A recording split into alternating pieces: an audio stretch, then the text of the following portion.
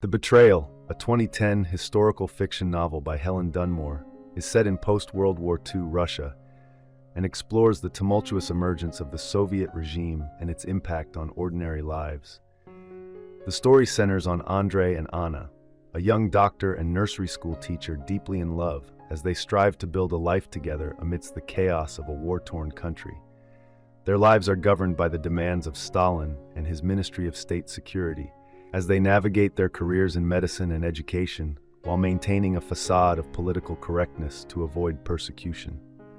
The novel begins after the protagonists have endured the hardships of World War II. Anna Levin, 22, lives with her father Mikhail in a cramped dacha on the outskirts of Leningrad. Mikhail, once an aspiring writer, is now a literary outcast due to his political missteps and recent personal losses, leaving Anna to care for her 5-year-old brother Kolya and manage the household. Her days are spent tending to the garden, drawing, and maintaining a semblance of normalcy under the constant threat of Stalin's officers, who patrol the community in search of dissenters.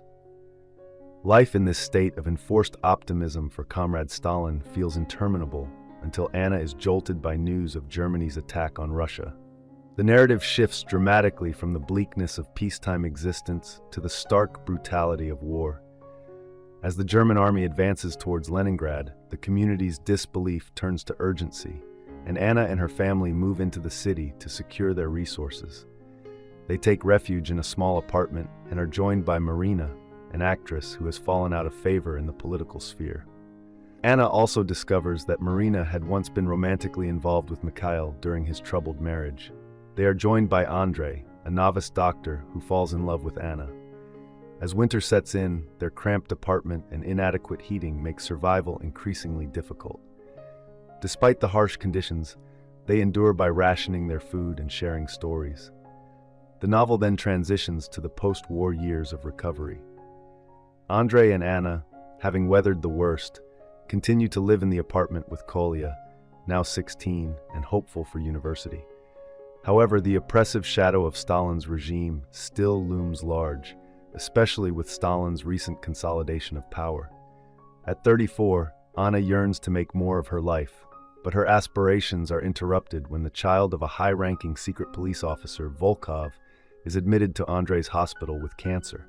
As Stalin's regime both strengthens and eventually weakens, Andrei struggles to balance the demands of the ruthless Volkov with the safety of his own family.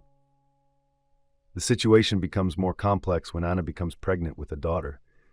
Volkov, who had initially threatened labor camps and even imprisoned Andrei in Siberia, eventually comes to terms with his son's inevitable death and his own diminishing influence in Stalin's regime. Overwhelmed, he leaves his son's deathbed and takes his own life in an alley, freeing the family from his oppressive grasp. The novel concludes with Anna caring for her newborn daughter. News of Stalin's death brings a bittersweet sense of relief to the family. They are grateful for the end of Stalin's reign but remain somber, aware of the deep scars left by his rule. The narrator reflects on the political changes following Stalin's fall, including amnesty for Gulag prisoners and the release of over 1 million detainees, including many doctors like Andrei, who begins his long journey home. Dunmore's novel underscores the harsh reality that a family's hopes and dreams can be tragically influenced by an inhumane political environment.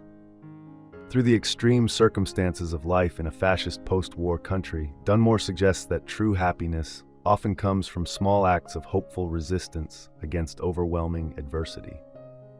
I hope you enjoyed this video. Leave a like if you did, and be sure to subscribe. Thank you.